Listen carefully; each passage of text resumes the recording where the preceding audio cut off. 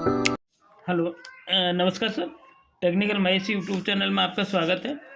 आज हम जानेंगे 7805 रेगुलेटर आईसी से और अलग अलग सेफ्टी पॉइंट कैसे बना सकते हैं ताकि हमें आगे सर्किट में दिक्कत ना आए। तो ये हमारी 7805 ये हमारी होती है रेगुलेटेड आईसी।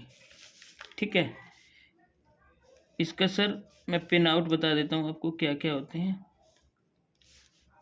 ये होती है हमारी इनपुट, ये होती है हमारी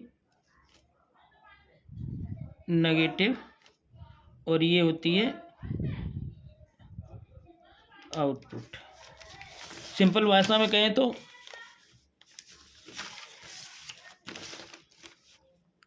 यहाँ हम इनपुट में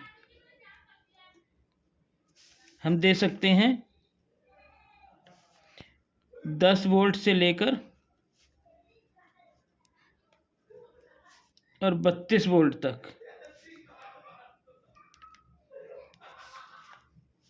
इस पे देते हैं हम, मान लीजिए 15 वोल्ट है तो 15 वोल्ट का प्लस यहाँ देते हैं और माइनस यहाँ देते हैं।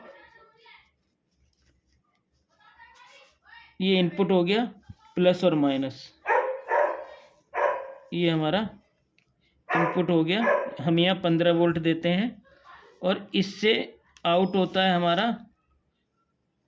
नेगेटिव, कॉमन रहता है। इससे आउट होता है हमारा, यहाँ से हो जाता है +5 वोल्ट डीसी और यहाँ से -5 वोल्ट डीसी। अब इसमें कुछ हम सेफ्टी पॉइंट के लिए सामान लगाते हैं और उनका क्या क्या काम होता है वो मैं आपको बताता हूँ। मैंने आपको पिन समझा दिए, कौन सा पिन किससे, कौन सा इनपुट है और कौन सा आउटपुट है और कितनी वोल्टेज देते हैं तो हमें यहाँ वोल्टेज मिलती है। अब मैं आपको कुछ पार्ट्स बताऊंगा इसमें लगाते हैं सेफ्टी पॉइंट से, कि हमें उससे कुछ सेफ्टी मिल सके। जैसे ये हमारा इनपुट है, ये भी 7805 ही है। सेम वही चीज़ बताऊंगा मैं आपको। यहाँ पर लगाते हैं हम एक डायोड, जिसका पॉजिटिव इधर होता है और नेगेटिव पर, डायोड की नेगेटिव पर हम इनपुट देते हैं। ठीक है, और इसके माइनस पे इनपुट देते हैं, माइनस पे देते हैं माइनस और इनपुट वाले पॉइंट पे देते हैं हम प्लस।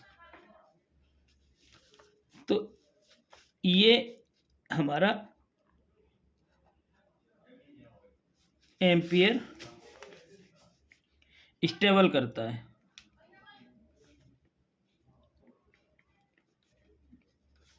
वो कैसे करता है, मान लो हमने यहाँ 5 एम्पियर का वो लगा दिया, 5 एम्पियर हमारी आ रही है सप्लाई और हमने डायोड लगाया 2 एम्पियर का।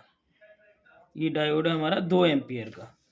तो अगर ये, और यहाँ पर हमारा डीसी डायोड लगता है 4007, काम नहीं करेगा, वो लगेगा हमारा FR 207, जो कि हमारा 2 एम्पियर का होता है। तो हम यहाँ से 5 एम्पियर भी देंगे ना, डायोड 2 एम्पियर का होने के कारण हमारी जो आउटपुट देगा वो 2 एम्पियर ही देगा, जो कि हमें सर्किट के लिए 2 एम्पियर चाहिए। तो हमें ये 2 एम्पियर ही आउट करेगा। तो इससे कि जो आगे सर्किट बना हुआ है ना, ये जो आगे सर्किट लगा होगा ना इस सप्लाई पर, वो सर्किट खराब नहीं होगा। ठीक है, एक तो लगाया हमने FR 207 डायोड। अब एक दूसरा हम लगाते हैं, सेम यही होगा,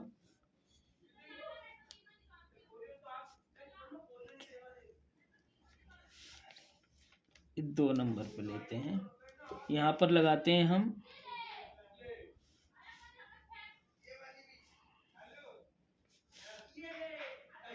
एक कंडेंसर लगाते हैं जो कि प्लस इधर होगा और माइनस इधर होगा। कंडेंसर लगाते हैं हम 100 MFD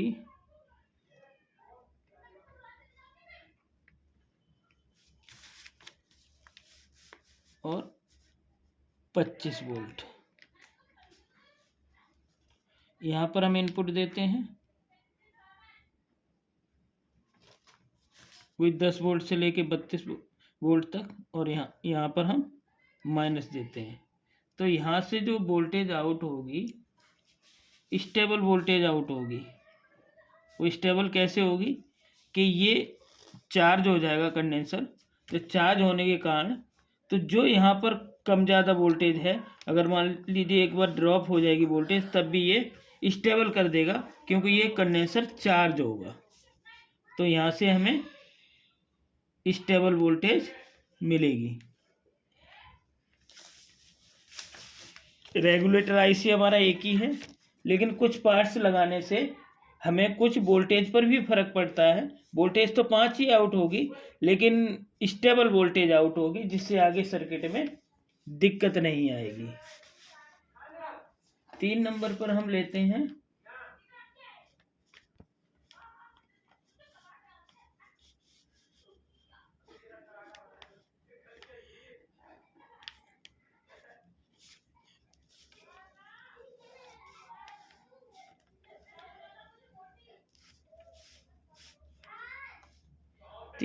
हम डायोड एक लगाते हैं आउटपुट पे। इनपुट डायरेक्ट देते हैं, आउटपुट पे डायरेक्ट लगाते हैं, वो डायोड लगाते हैं। तो उसमें क्या होगा कि हमें अगर 3.7 वोल्ट की बैटरी है, तो यहाँ हमें 3.7 वोल्ट बैटरी, तो इससे हमें फुल चार्ज करने के लिए 4.2 वोल्ट की सप्लाई चाहिए। तो माइनस हम यहाँ से ले लेंगे और प्लस यहाँ से ले लेंगे, तो ये हमारी लिथियम बैटरी को आसानी से चार्ज कर देगी, 3.7 वोल्ट की बैटरी को। 4 नंबर पर लेते हैं सर हम।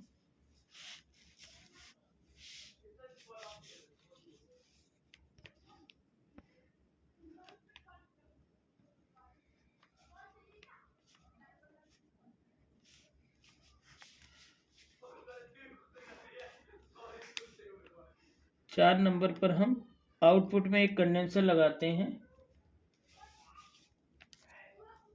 10 MFD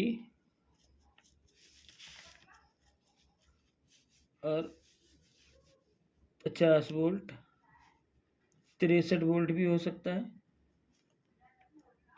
40 वोल्ट भी हो सकता है, मतलब 25 से ऊपर ही ऊपर लेना होता है हमें।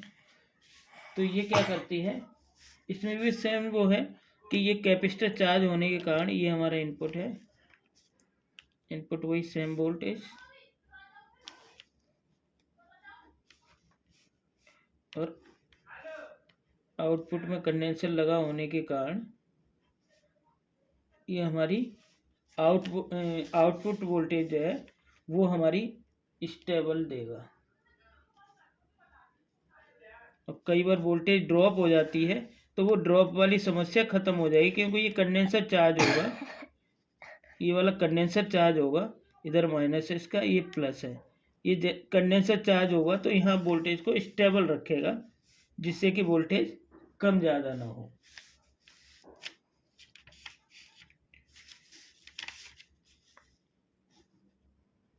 एक और बताते हैं हम इसके सर।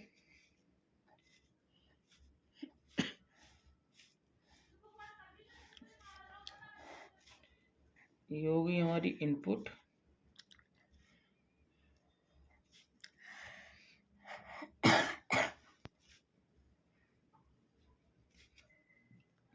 ये हमारी आउटपुट हो गई। तो इसके बीच में हम एक जीनर लगा देंगे, जीनर, और जीनर की वैल्यू क्या होगी 5.1 वोल्ट। जब हम इस पर 5.1 वोल्ट का, ये प्लस है ये माइनस है, 5.1 वोल्ट का जीनर लगा देंगे, तो जीनर जैसी सप्लाई में कुछ अप डाउन होगा या कहीं सप्लाई शॉर्ट होगी, या मान लीजिए 7812 शॉर्ट हो जाता है, तो ये जीनर शॉर्ट हो जाएगा। और जब शॉर्ट हो जाएगा तो जो आगे सप्लाई है इस पर प्लस और माइनस की, इसे बंद कर देगा, जिससे सर्किट को सप्लाई ना मिलने से ये सर्किट को डैमेज नहीं करेगा और सप्लाई यहीं पर शॉर्ट हो जाएगी। तो ये है हमारे 4 या 5 मैंने बताया। इस पे आईसी वही है, रेगुलेटर आईसी वही है 7805, वोल्टेज भी वही आउट होने हैं, लेकिन किसी में स्टेबल वोल्टेज आउट होने हैं और किसी में सेफ्टी पॉइंट के लिए कि वोल्टेज जैसी कम ज़्यादा होगी तो ये शॉर्ट हो जाएगा, तो आगे सप्लाई नहीं जाने देगा। तो आईसी एक और बेनिफिट अनेक। एक ज़रा सा पार्ट्स बदलने से हमें एक्स्ट्रा सेफ्टी मिल जाती है। तो आशा करते हैं आपकी वीडियो समझ में आई होगी। तो आज के लिए बस इतना ही, मिलते हैं कल एक नई वीडियो के साथ, तब तक के लिए नमस्कार।